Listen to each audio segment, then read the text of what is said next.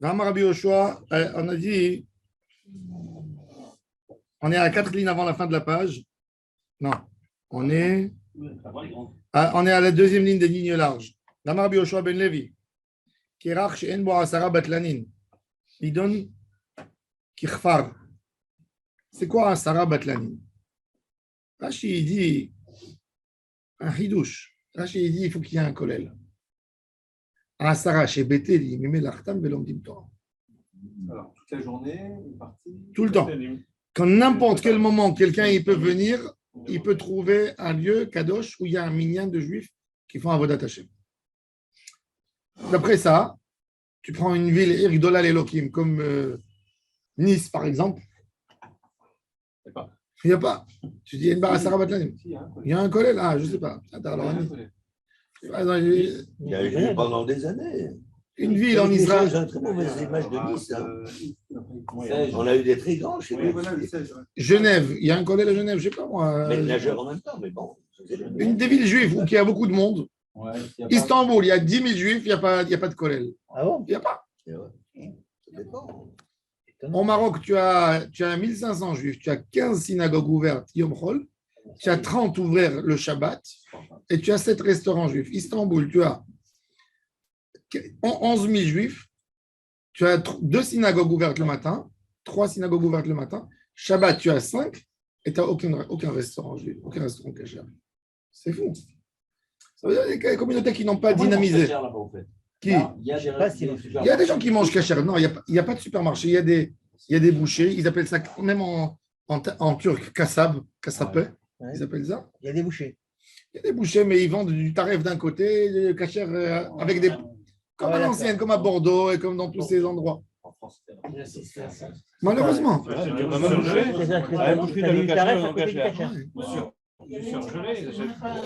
Comme ça.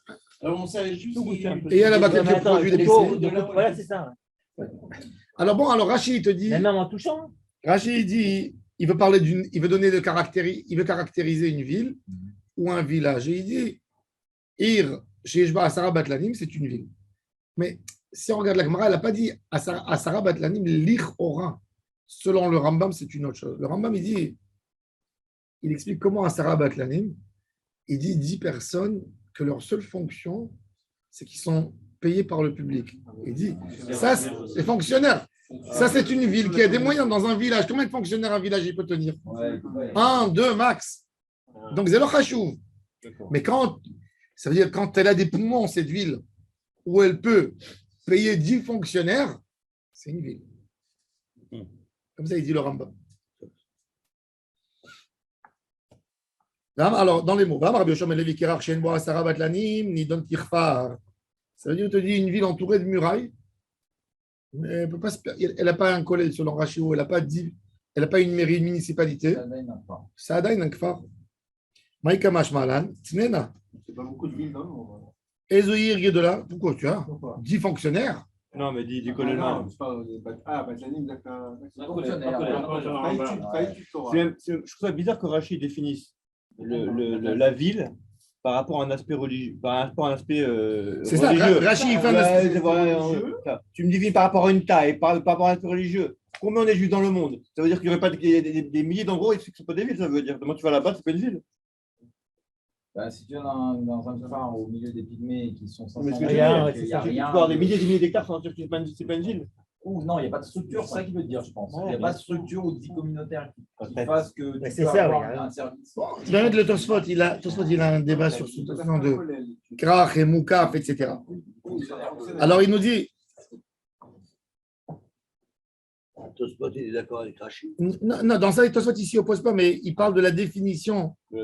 Pourquoi tu me dis qu'il n'y a pas à Sarah Batlanim? Est-ce que ça dépendait? Il te dit c'est quoi la muraille? La muraille, ça voulait dire se protéger. Alors il dit se protéger. Ça s'est fait à un moment. Qu'est-ce que tu me dis maintenant? En quoi ça? Tosfot, il est gêné en quoi une ville qui a perdu sa capacité de Sarah Batlanim, elle a perdu la notion de muraille. Mazé Méchané. Magen. Magen, c'est Magen. Non, la Torah. Tu me dis, il n'y a pas la Haganah de la Torah. Et s'il y avait. Alors, il faut. C'est une muraille virtuelle. Mais la muraille, à l'époque du Yoshua Binoun, il n'y avait pas de Kolel, à l'époque du Yoshua Binoun. Il n'y avait pas de Asara Batlanim. Non, peut-être que s'il n'y a pas 10 fonctionnaires, ça veut dire que la ville, elle n'est pas défendue quoi qu'il arrive. Il n'y a pas personne pour la défendre. Même si elle muraille, ça ne défendra rien. Iroliot. Pour le défendre. Ou alors, ça veut dire que quand tu as plus de murailles dans un village ou dans une ville, alors au moins la barrière, ça peut être un collège batané. Iroliot. C'est ça qui veut dire. Alors la Gemara a Il y a un dit rapport qui est entre les deux. Maïka Mashmalan, Tenena, regarde, on va dire Ezoïr Gidola, Koshesh Ba Asara Batlanim, Pachot Mikan, Areze Kefar. Kerach Itzterich Leaf Al Gav, de Mikal Aele Me'alma. Tu dis,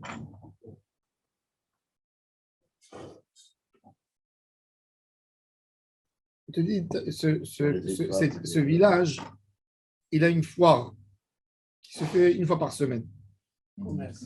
Le jour de la foire, le jour du marché, il y a des gens qui arrivent de partout. Ce jour, tu vois, Irgidola et Elohim, tu vois des milliers de personnes qui viennent.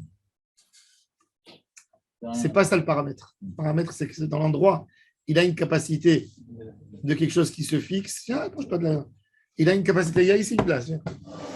Il a une capacité de pouvoir mettre 10 personnes tout le temps à la disposition du public. Ouais. À 4 lignes avant la fin de la page. Amar Bioshua ben Levi. Kerach Shecharav. Sof Yashav. Une ville qui a été détruite. Après, elle a été réhabitée. Est-ce qu'on lui donne un digne de Krachim ou non? Je sais par exemple, à Jérusalem, on a encore la muraille de Suleiman le Magnifique. Suleiman le Magnifique, il a construit sa muraille il y a 500 ans. Avant ça, depuis la destruction du temple, il y a 1900 ans, il n'y avait pas de muraille à Jérusalem. La ville était détruite. Il n'y avait pas de muraille. Ouais. Suleiman, il a reconstruit. La muraille qu'on voit, c'est celle de Suleiman. Oui, c'est Suleiman. Ah bon? Oui. Il a reconstruit un rêve. Bah, tu vois, quand tu t'approches, quand on ira à Bezrat Hashem, si on va la semaine prochaine au côté, on va voir les couches. Vous allez voir les couches de construction. Vous allez voir les pierres hérodiennes. Et ensuite, vous allez voir dessus les pierres de Suleiman. La muraille, elle a été détruite à Jérusalem. Hein? Dimanche prochain. Allez, dimanche prochain, vous êtes là tous, Bezrat Hashem.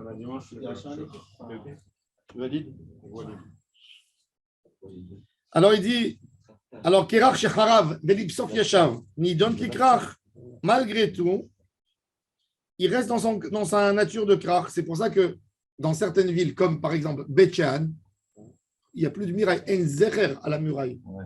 Ou quelqu'un qui va s'installer, il va y avoir une communauté juive qui va s'installer à Jéricho ou à Gaza. À Gaza, on sait qu'il y avait aussi. À Gaza, vous savez que le Rabbi Israël Najjar à Yaribon Alam, c'était le rabbin de Gaza. Il est enterré à Gaza. Il marchait même les Arabes.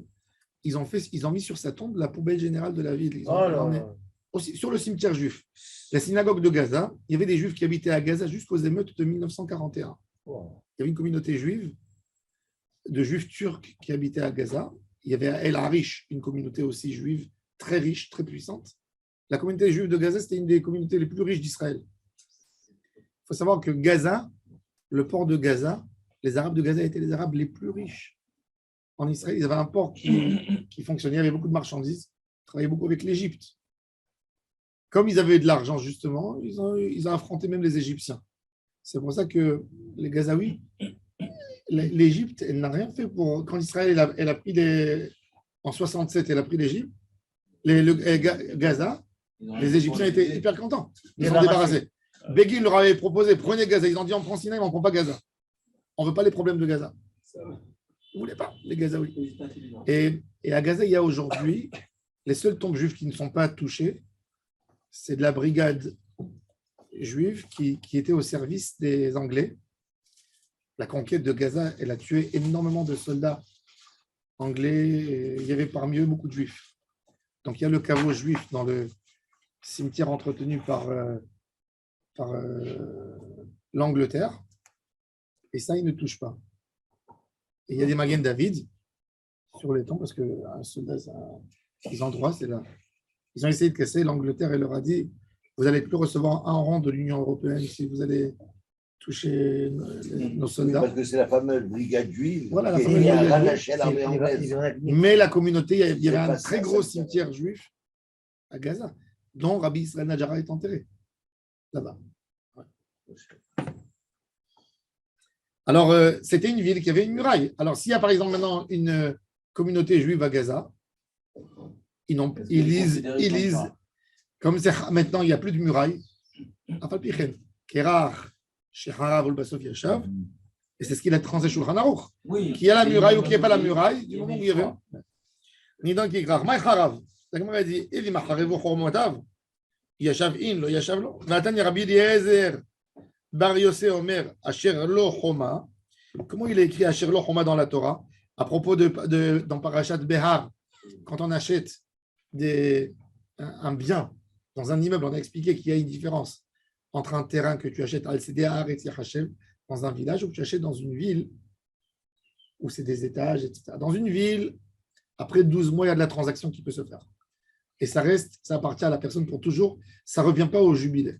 Imaginez-vous, il y a un homme de la tribu de Shimon, il va acheter à Tel Aviv, à Dan. Il achète un appartement dans les tours You. Après 49 ans, il dit allez, dégage d'ici. Non, je ne peux pas. Dégage pas. Tout immeuble dans la ville, les centres-villes, il y a une acquisition qui se fait. Les terrains, oui. Les terrains, la condition de l'achat, elle est qu'à 49 ans, ça retourne au premier propriétaire. Alors il dit, regardez comment il est écrit dans la Torah. Lo Choma, il est écrit, c'est très intéressant. Lamed Vav Aleph. C'est-à-dire que tu peux enlever le Vav et il reste Asher Lo Choma, qu'il n'y a pas de muraille. Ou tu dis Lamed Vav, qu'il a une Choma. Alors regardez, Asher Lo Choma, Afapiche En Lo Akshav, Vaelo Kodem. Alors la Gemara dit alors, Elamay Harav, c'est quoi Harav? Chez Harav, mais à Sarah Batlan, le collet l'a fermé. Après, le collet l'a ouvert. Ça, c'est le point vraiment de phare et ça, c'est le. C'est pour ça qu'on a appris que la notion de Harav et Yashav, ça ne change en rien du tout. Rabbi Yoshua ben Levi. Rabbi Yoshua ben Levi, déjà, il vient parler un témoignage à son époque parce qu'il y avait un débat. Sur quoi il vient témoigner? Sur la ville Lod. Lod d'aujourd'hui, c'est Lod. Ils ont gardé. Ramla. Ramla, c'est pas, on ne dit pas Ramlé. Ramla. Après, les Arabes, pour imiter Ramla, ils ont fait Ramallah. Ah, d'accord. Mais Ramla, elle est mentionnée dans Sefer Yoshua. Alors il dit, regardez, qu'est-ce qu'il dit? Il mentionne Kiryat Ono, d'accord? Kiryat Ono, ce n'est pas le vrai Ono, c'est à côté. Alors regardez, Lod, Ve'ono, Ve'gea Harashim, c'est des villes de Binyamin. Mukafot Choma, Mimot Yoshua, Binun Havu. Et c'était Mukafot Choma.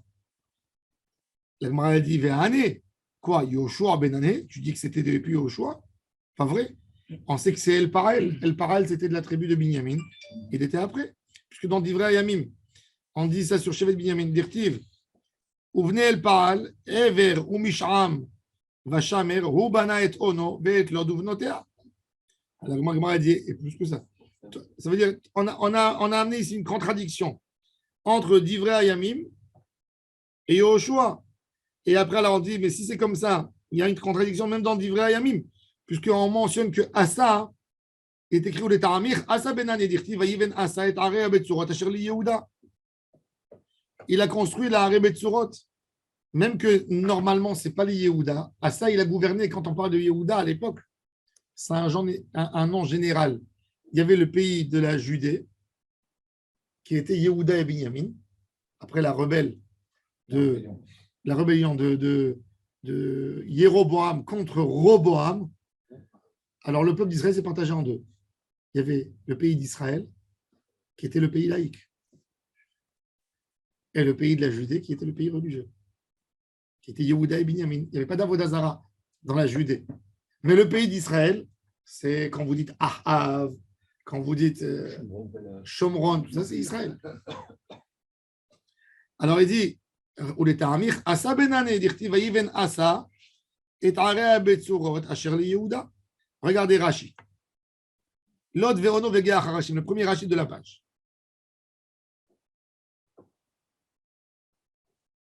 Me'are Binyamin Ayu Kedirtiv, Ubne El Parael, Ever, Umisham, Vacham et Rubana et Lod Ve'et Ono.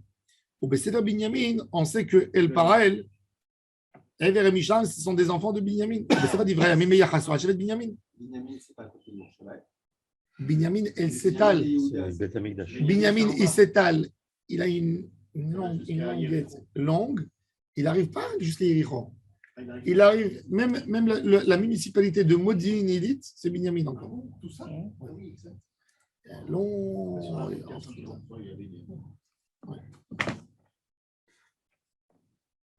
Là, je dis toujours que la tombe de Binyamin qu'il y a ici, c'est du fake. Ah bon? Il y a la tribu de Binyamin. Pourquoi ils ne vont pas enterrer Binyamin? Ils l'ont amené d'Égypte. Il est mort en Égypte. Pourquoi ils vont l'enterrer dans un endroit qui passe à lui? C'est pas les croisés qui se sont amusés à déterrer et remettre. On ne sait pas, tous ces endroits, tout ce qu'on vous invente, Binyamin, Dan Ben Yaakov, ils ont inventé maintenant Yohanan Kohen Gadol. C'est des inventions des gens. On n'a aucune authenticité. À Tibériade, ils ont fait Rachel, la femme de Rabbi Akiva. C'est ch'tuyot. Il a fait au cimetière de Safed, Hana Veshivat Bania. Qu'est-ce qu'il a fait? Il a fait une grande tombe et 7 petites tombes. Comme s'il les a tous accouchés, ils sont tous morts prématurés. Il y a bien un enfant qui était plus grand que sa mère de taille, non? Il a fait une grande et 7 petits. Alors on lui a dit comment je l'ai rêvé la nuit, il m'a dit qu'elle était là-bas.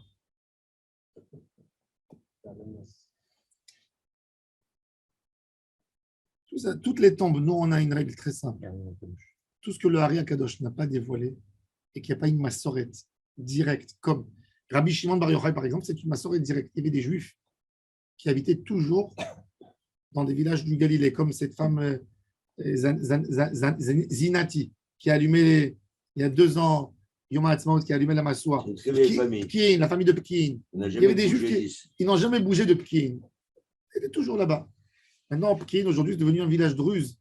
Et arabe, elle est restée la seule. Il y a une synagogue là-bas. C'est à côté de Tzfat. Il y avait la famille les Ben Makir, tous, ils allaient à Pkin. Il y avait des juifs. Il y a des juifs qui n'ont jamais. Ça s'appelle, ils les appelaient les arabistines, les juifs arabes. Des juifs qui parlaient l'arabe, qui étaient dans la population. Ils n'ont jamais.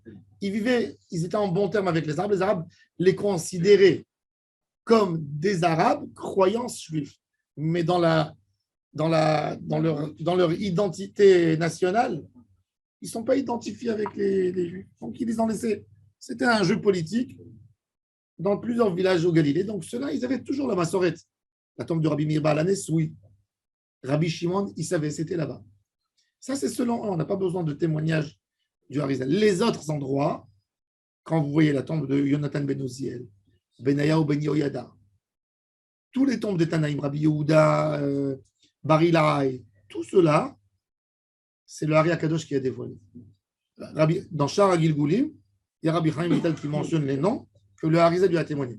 Il partait avec ses élèves, il disait, voilà, ici, je vois tel. Il mettait maintenant, et c'est selon le Harizal.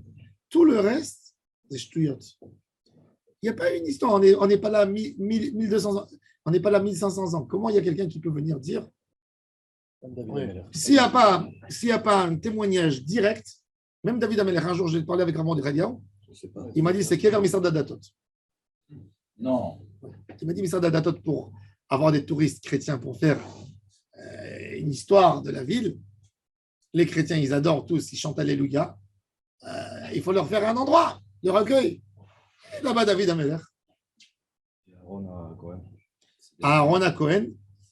Il est identifié selon l'endroit. Rashi te dit Horahar comme une pomme sur un plateau dans la montagne. Quand tu montes à Horahar, tu vois plat et tu vois une pomme qui sort. Et l'endroit, il s'appelle Jabel Haroun depuis toujours. Il y a Jabel Moussa et Jabel Haroun. Jabel Moussa, c'est le mont Nevo. Ça n'a pas bougé. Les Arabes, ils ont gardé. Quand il y a l'endroit qui s'appelle Gilgal, où il y a le Mishkan, comment les Arabes l'appellent? Djeljul. Gilgal, le guet, il a déformé à Djeljul. Ils ont pris tous les villes, ils ont déformé le nom, mais ils ont resté, ça veut dire ils sont venus. Les Arabes n'étaient pas des gens intelligents, ils sont venus, ils ont pris un endroit où il était, ils l'ont déformé pour qu'il convient au dialecte arabe. Mais ils l'ont toujours laissé sur l'endroit. Et c'est grâce à ça qu'on a retrouvé beaucoup de choses à nous. Quand on veut fixer les gboulot haaretz, les noms, etc. Alors, on retrouve selon ça. On retrouve. Mais il y a des endroits. C'est pour ça qu'il y a une déformation d'un endroit. C'est terrible. Et j'ai dit ça dans un jour.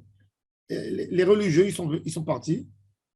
Ils ont décidé de s'installer à Modine et en Modine. Comment on va appeler notre ville? Comment on va l'appeler? Kiryat Sefer. L'État d'Israël, elle n'a dit pas du tout. Il leur a fait un procès, il leur a interdit d'utiliser le mot Kiryat Sefer. Pourquoi? Kiryat Sefer biblique, elle se trouve à côté de Hébron, à 1,5 km de Hébron. Dans 200 ans, il y a quelqu'un qui va lire le texte. Il va dire que Otniel Ben Kenaz, il a fait la guerre à Kiryat Sefer, ils vont chercher le terrain de bataille là-bas. Non. Donc, on n'a pas le droit. Même, et par exemple, même Bétar, il y a eu un gros procès. Ça s'est déjà rentré et il y a eu un bug. Mais même Bétar, c'est pas Bétar de. D'abord, ça ne s'appelle pas Bétar, ça s'appelait Biter. Et le débat de Bar Kokhba, il n'était pas là-bas. Il a quelques kilomètres. Ashkelon, aujourd'hui, ce n'est pas l'Ashkelon biblique. Elle est à 5 kilomètres. Mais dans les années 50, ils sont venus. Il y a un archéologue, il a dit c'est ça. Ça a été autorisé. Mais. Ils ont créé une Jérusalem près de Gaza. Non. Donc, il y a des déformations. Mais il y a des choses. Les Arabes étaient des bons gardiens. Donc, lui, il vient témoigner. Alors, regardez. Alors, il dit Lod, elle est restée Lod, toujours. Lod était une ville habitée par des Arabes pendant 1500 ans. Et, bon, il y avait Rish Lakish qui était de Lod. Il y avait des Tanaïm. Il y avait une yeshiva de Tanaïm à Lod. ובספר דברי הימים מהחז"ל של רבי בנימין, וגמרא גמיר לה רבי יהושע בן לוי מרבה, רבי יהושע בן לוי, il a entendu de son rave, des mukafot choma mimot Yehoshua ben Nun. Ubematitim de Arachin, Snan Tarte Minayu. On a mentionné deux dans la Mishnah dans Maseret Arachin. Qu'est-ce qu'il y a là-bas dans Arachin? On parle là-bas des villes, justement, où on peut vendre, où on ne peut pas vendre. Baït Asher Lo Choma, Asher En Lo Choma.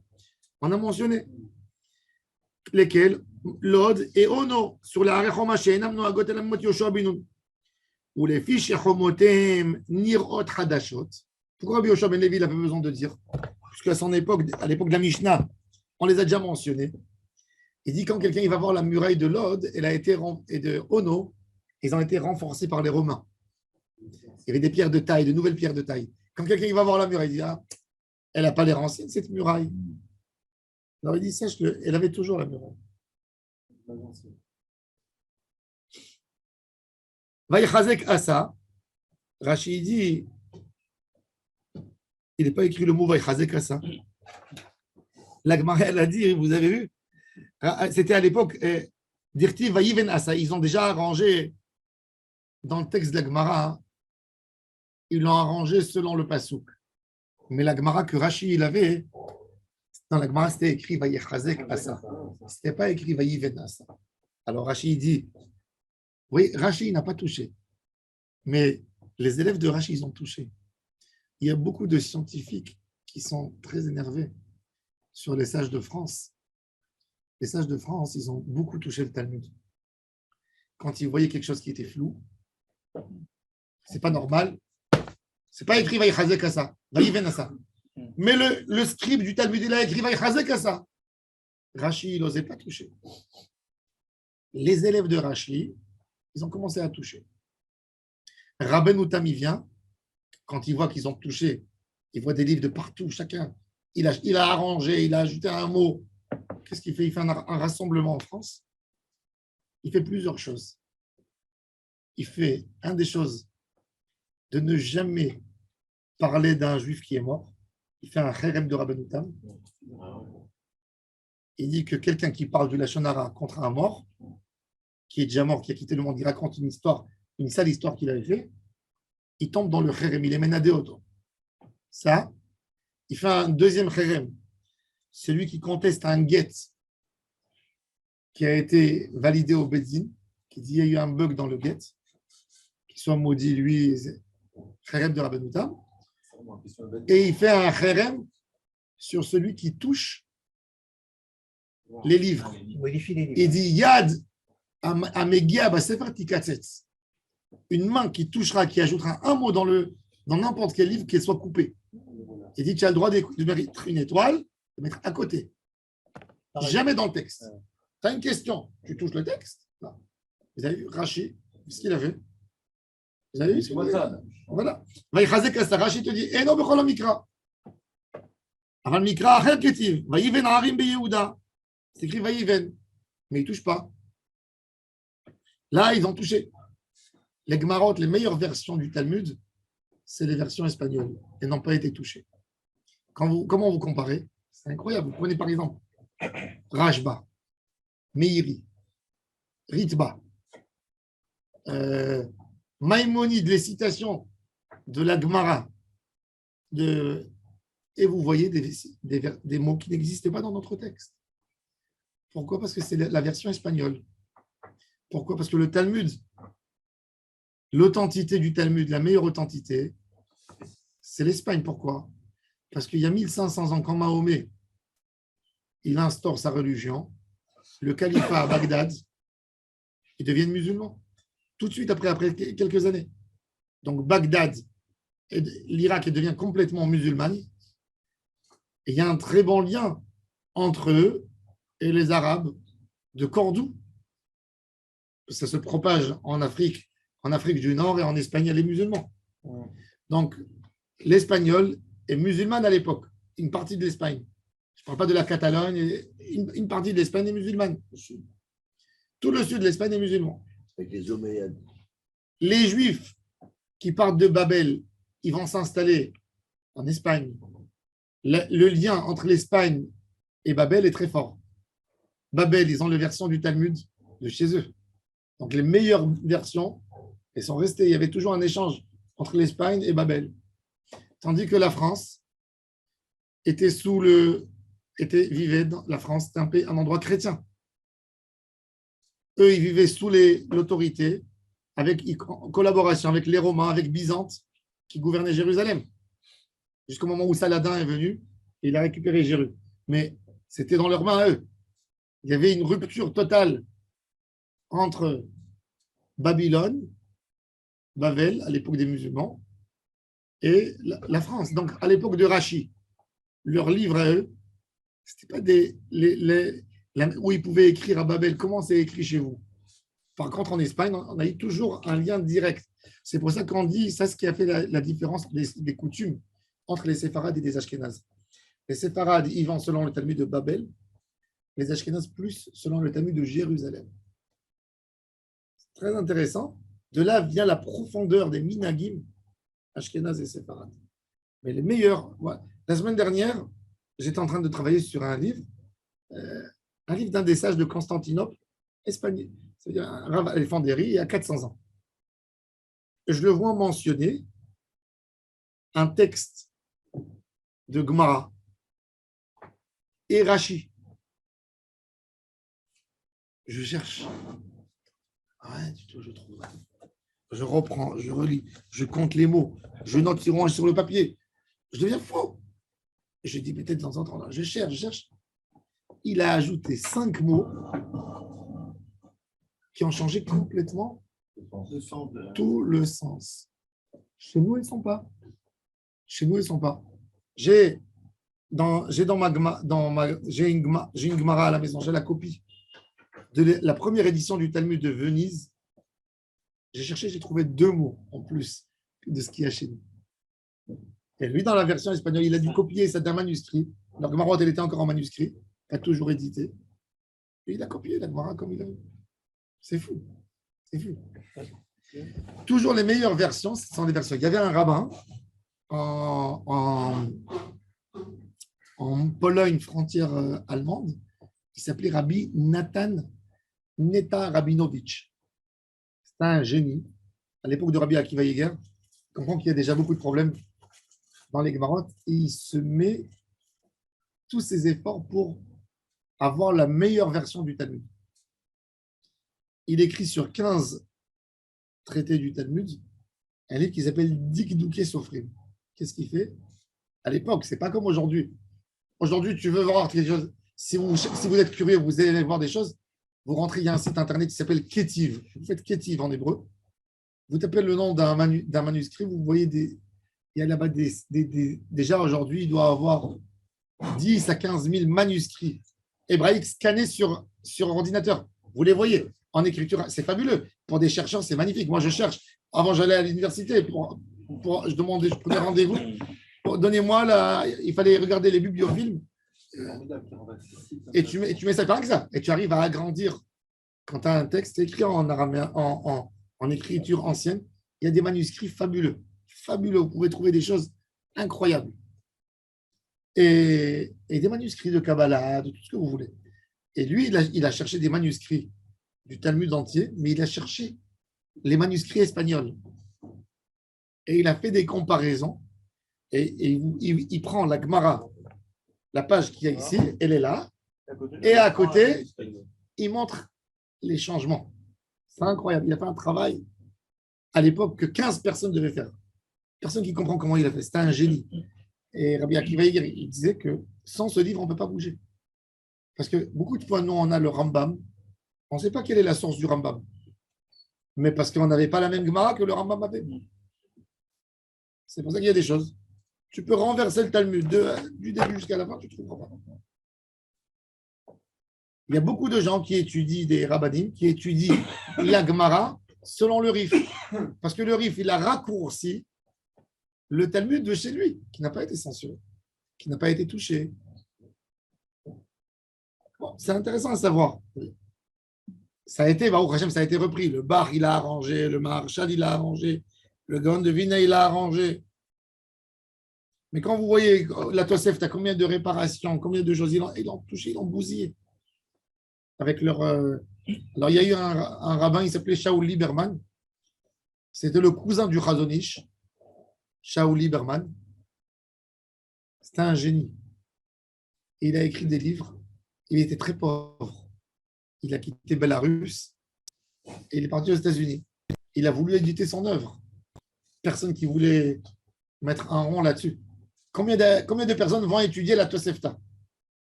Et il était le pauvre, un jour, il a eu une proposition du Beth Midrash, les Rabbanim, c'est les conservatifs aux États-Unis. Ils lui ont dit, tu viens chez nous, tu viens enseigner le Talmud, tu deviens chercheur chez nous, tu es bien payé, et on t'édite tes livres. Et il est parti, il a craqué. Mais Shaul Lieberman, Conservatif, c'est. ouais, conservatif, c'est une boîte de conserve. C'est vicieux, les conservatifs. C'est vicieux. Les conservatifs, qu'est-ce Pas qu'ils comme font? les réformés. Les réformés, ils ont touché, mais le conservatif, il a dit toutes les mitzvot de la Torah, même la femme, elle fait. Mais après, dès que tu touches, ça part dans tous les sens. Aujourd'hui, les conservatifs, première génération, c'est conservatif, deuxième, c'est réformé, et après 2 générations, il n'y a plus de juifs. Et son élève, son grand élève de Shaul Lieberman, c'est qui? Vous savez, c'est qui son grand élève? Elie Wiesel. Elie Wiesel, c'est l'élève de Shaul Lieberman. Il a fini avec Shaul Lieberman 2 fois le chasse. Shaul Lieberman connaissait le chasse par cœur. Et il priait comme un front, mais à cause de ça, ses livres, on ne les fait même pas rentrer. C'est à sorte de citer le rôle Lieberman. Qui c'est qui a fait rentrer par la porte arrière? Steinsaltz. Vous voyez les livres Steinsaltz. Une des raisons pour laquelle le Rav Shach à l'époque est sorti contre lui, c'est qu'à la fin, il a mis la Tosefta selon Lieberman. Il a dit, chez nous, il n'y a même pas question. Les conservatifs ne mettront pas les pieds dans nos synagogues, dans nos Beth Midrash. C'est une des raisons.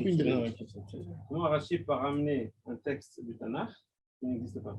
Non, il te dit, il n'existe pas. Non, il la ramène dans Rachid. Non, mais mais il te dit, Eno Bechol Amikra. Eno, il te dit. Ah, c'est lui-même qui a fait ça. Rachid, il te dit, Eno Bechol Amikra.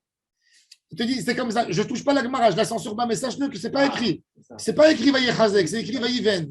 Mais déjà, la Gemara, quand ils ont voulu l'éditer à Venise, elle était déjà corrigée. Et selon Rachid, c'est une avéra de toucher. Alors Rachid te dit, je ne touche pas, mais je te dis, quand que tu cherches. Ne le cherche même pas, tu ne le trouveras pas. Vayiven Asa et Arab et Tsurot Asher li Yehuda. Alors il te dit, alors regardez, alors Rachid maintenant il nous donne un détail historique. ומבנימין היו מלכי יהודה מושלים על בנימין. ומעצינו בעשה, שאף ערי בנימין חיזק, דכתיב, ויישאו את אבני הרמה ואת עציה אשר בנה בעשה, ויבן בהם את גבע ואת המצפה, והם ערי בנימין, כדכתיב בספר יהושע. Rashi, il te dit. À ça, c'est pas, non, c'est pas paracha de. Rashi, il te dit, tu sais, les rois de Yehuda, ils s'occupaient aussi bien de Binyamin. Sur quoi il s'appuie? Il dit, voilà, ils ont fait Geva et Mitzpah. Geva et Mitzpah, quand tu reviens au livre de Yehoshua, tu vois que c'est les villes qui sont tombées dans le sort de Binyamin, quand il a fait le tirage. Maintenant, regardez qu'est-ce qui s'est passé. Il y a un autre détail. Les villes de Binyamin, elles ont été détruites quand le Ham Israël a fait la guerre de Pilegesh Bagiva. Ils sont rentrés dans le terrain de Binyamin. Ils ont massacré tout Binyamin. Ils ont tué 50 000 personnes. Il n'y a que 400 garçons qui se sont enfermés dans un endroit.